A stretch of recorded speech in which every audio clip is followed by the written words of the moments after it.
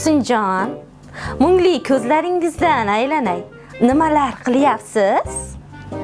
O'tmishdan ertaklarni eslab o'tiribman. Bahor qaytmaydi. Nimaga ekan? Yulduzlar mangu yonadi. Yoshsizda, dunyoning ishlarini bilmaysiz.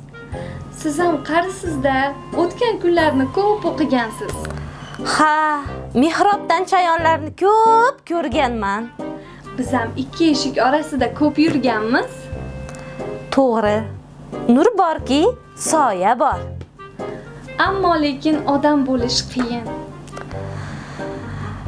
Ha, bu dunyoda o'lib bo'lmaydi. Bu dunyoda jinoyat qilgan jazosini ham oladi.